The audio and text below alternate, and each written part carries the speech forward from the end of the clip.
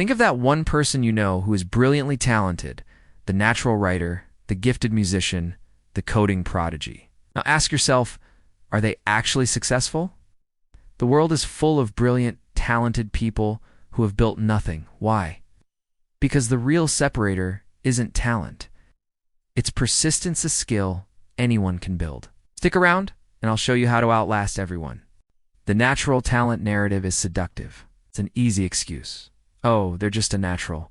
But science tells a completely different story. Psychologist Angela Duckworth studied success everywhere from the tough environment of West Point to the high-stakes National Spelling Bee. Her conclusion was clear. The single best predictor of achievement isn't talent, social intelligence, or even IQ. It's grit.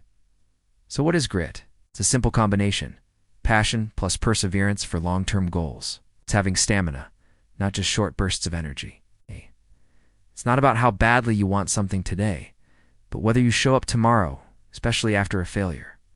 Duckworth gives us a powerful two-step equation to think about this. First, talent times effort equals skill. Then, skill times effort equals achievement. Notice that effort shows up twice.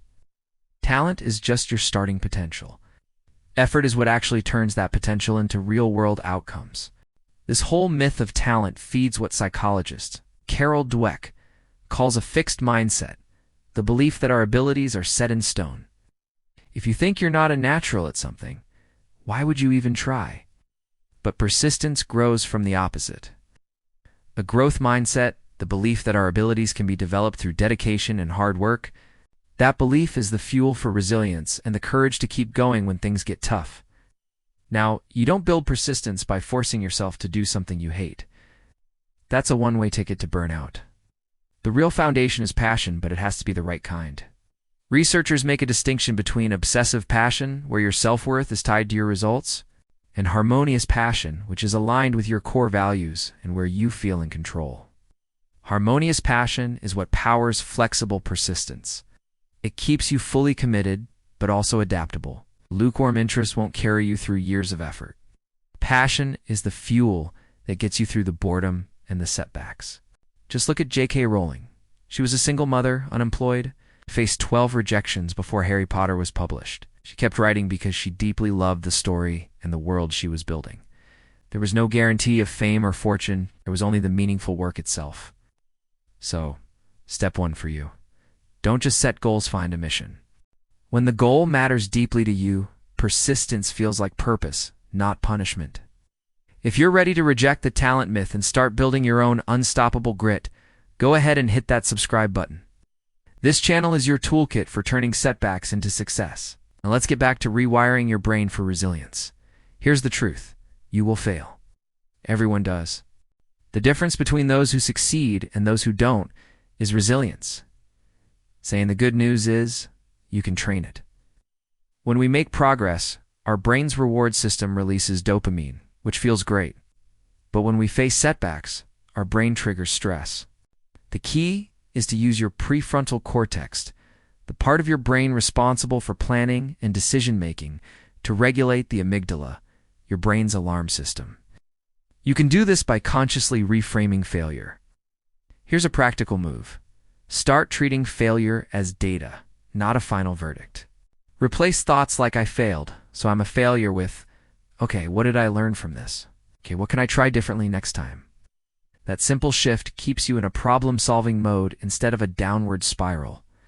Practices like mindfulness, or even just naming your emotions, saying out loud, "I'm feeling frustrated," can calm your amygdala and engage your prefrontal cortex.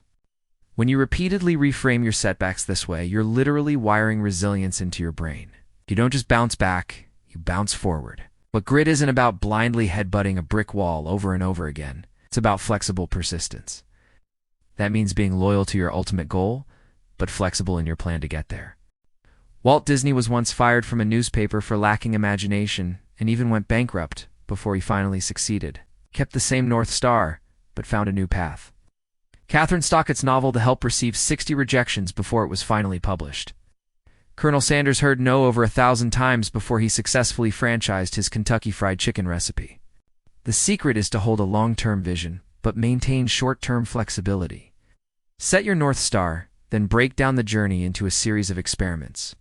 When one of those experiments fails, you don't give up. You analyze, adjust, and try a new approach. Success is rarely a straight line. It's a series of loops, trying, learning, and pivoting. In the end, success isn't a lottery ticket reserved for the lucky few.